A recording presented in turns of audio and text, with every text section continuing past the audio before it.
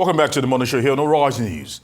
President Bola Ahmed Tinubu is in India preparing to participate in the meeting of leaders of the G20 group of nations on the invitation of Prime Minister Narendra Modi.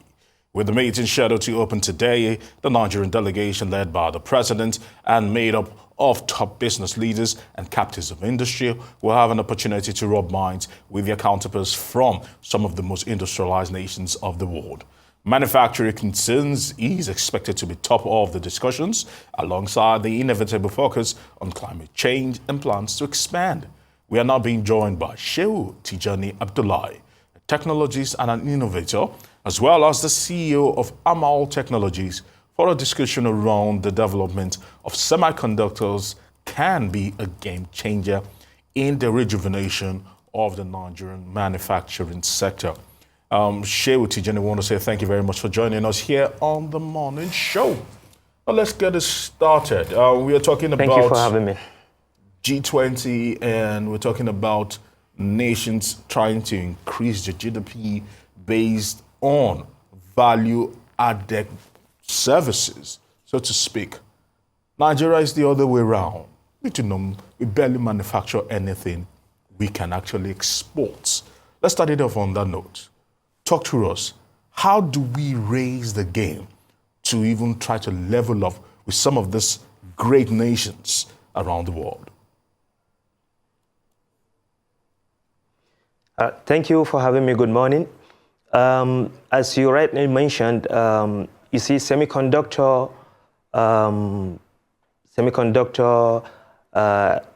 need to have semiconductor technology in Nigeria cannot be overemphasized.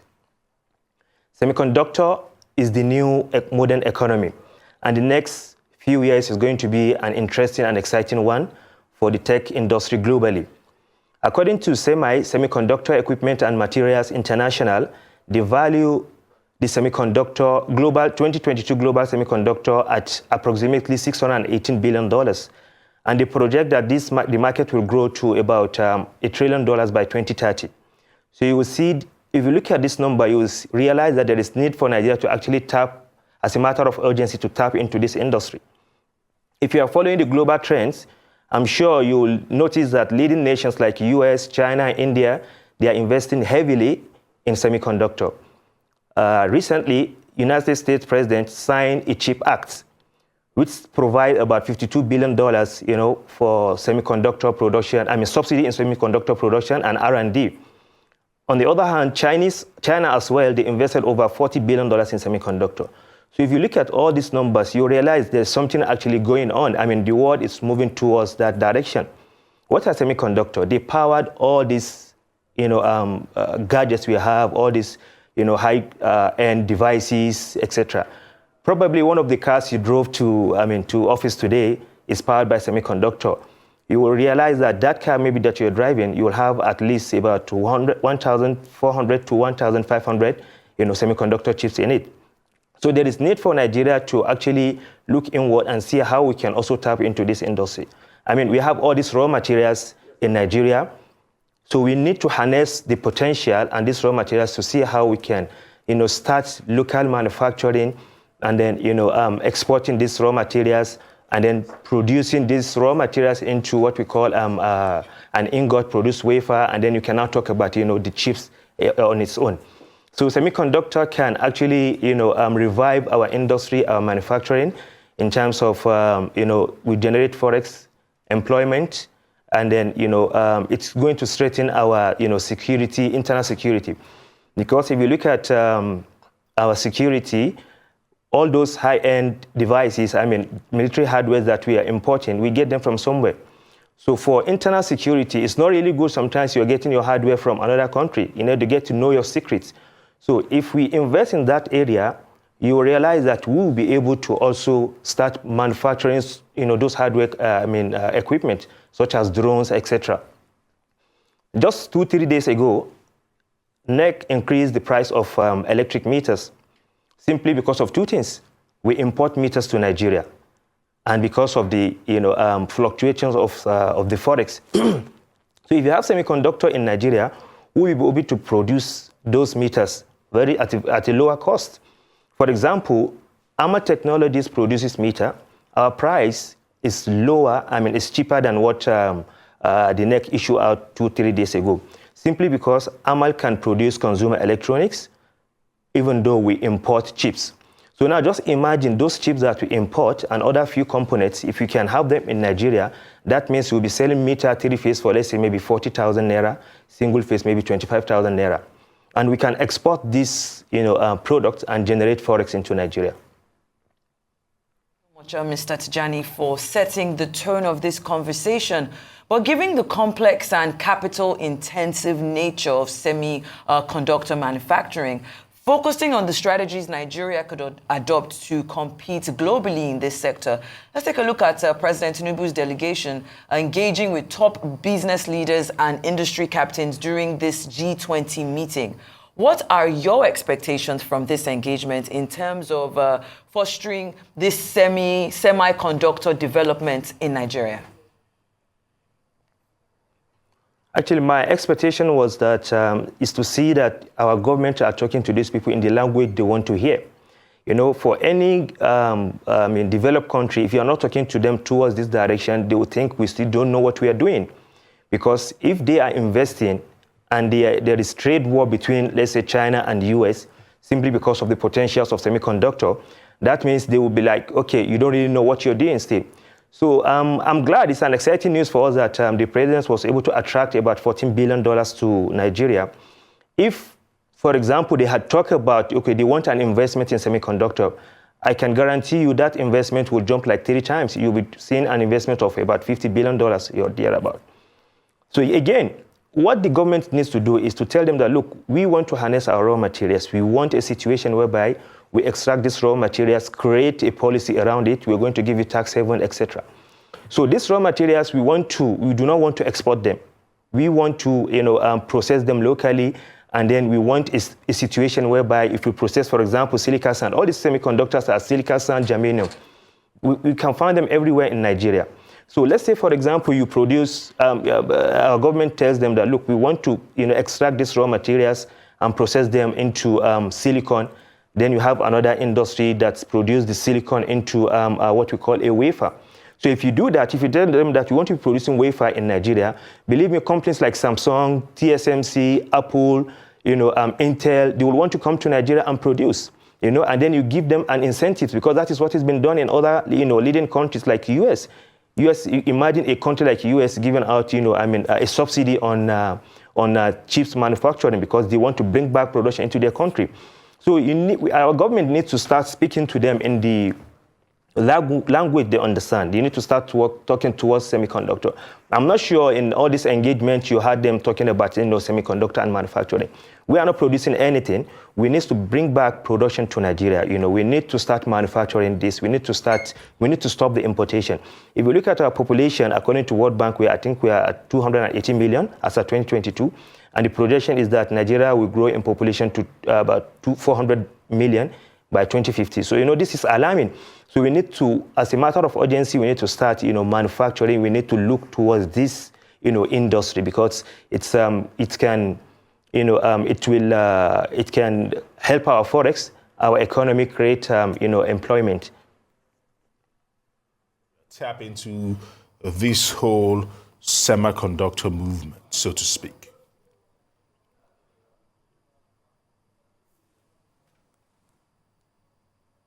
Sorry, I didn't pick that. All right, I'm asking that you've spoken valiantly about the benefits of semiconductors, but how can Nigeria tap into this particular push to probably help cheapen several technological items here in the country? Okay, I think for me, the starting point for Nigeria to tap into this industry, as I mentioned earlier, is we do have all these raw materials locally. And I can tell you one thing, Nigeria is one of the few countries in the world that can, have the supply chain of a product end to end. I mean, we have almost everything in Nigeria. Copper, I don't know what, everything is here in Nigeria. So the starting point for us, I think, is to create a policy around, our mineral resources, our mineral and natural resources. And I'm glad, the new Minister of Solid Minerals, He's trying to put a policy around, protecting all those raw materials. So the starting point is to see how we can set up, a processing plant for this silica sand and germanium. So if you have a process plant for it, we process these materials or we refine them into what is called a silicon. So I think that is the starting point for us. So then if you look at this starting point, you're going to create a lot of, employment. You're going to create a lot of jobs, etc. It's a manufacturing on its own. Then you go into production of processing the silica and into silicon. That silicon part also is also an industry on its own.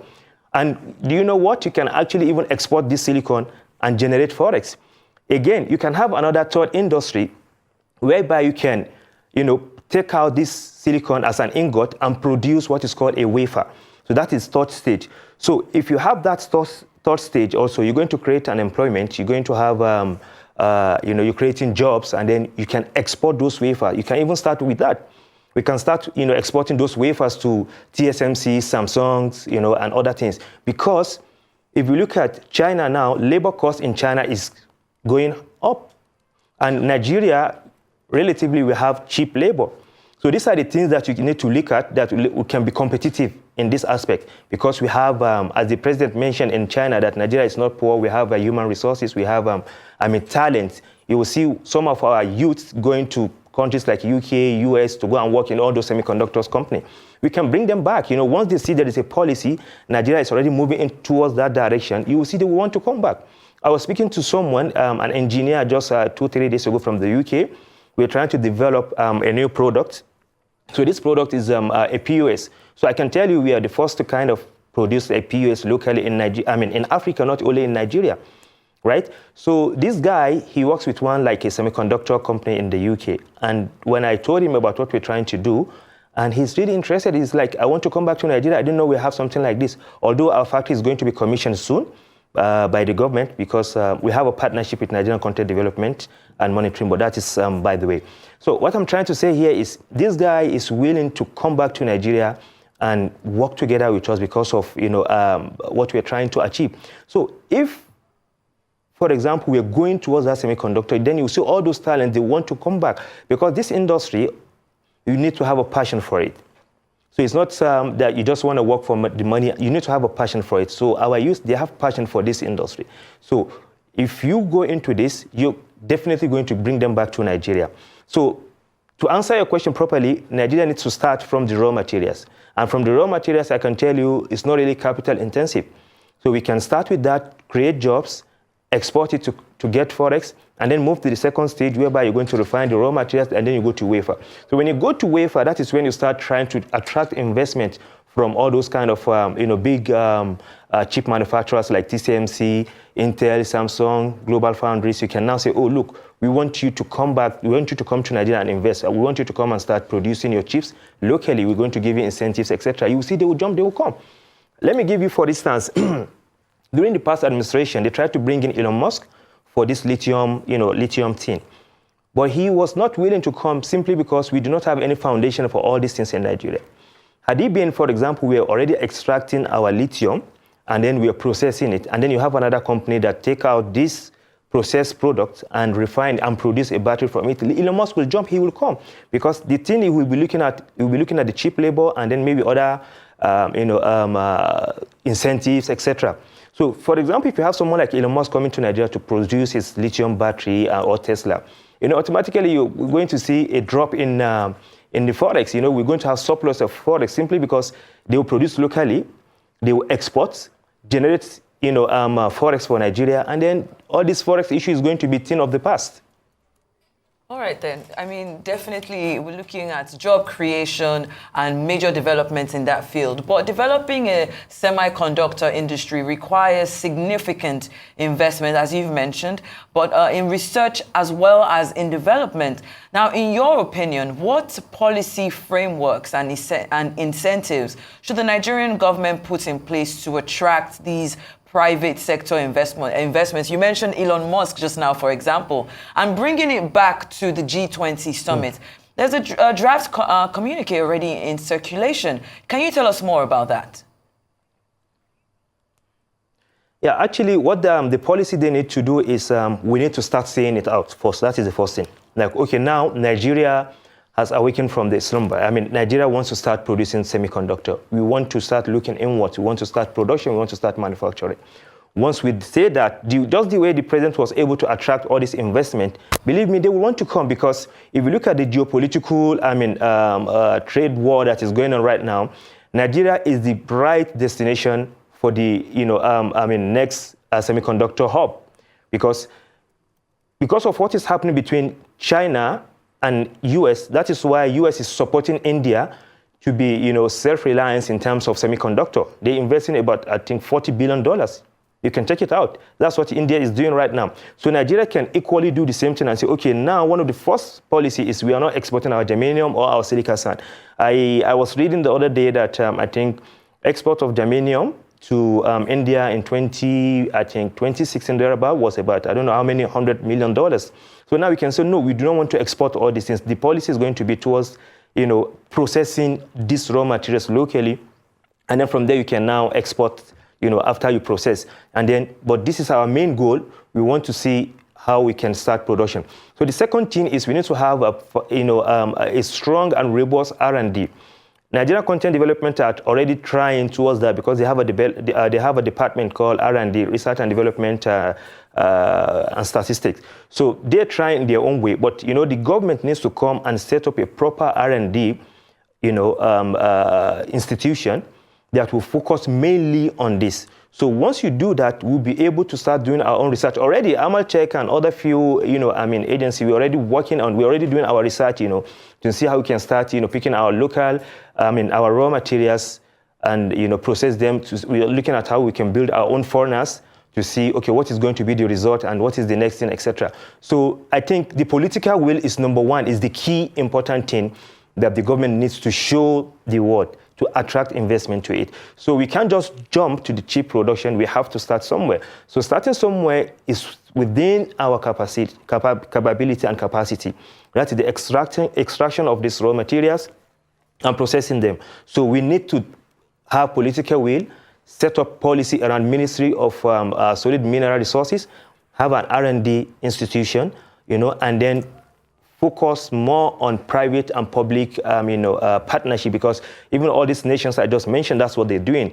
The government are not the one doing it themselves. They have companies that, are championing this cause. All right, then. Thank you so much, Mr. Shehu Tijani, of course, technologist and innovator. We appreciate your analysis this morning on The Morning Show.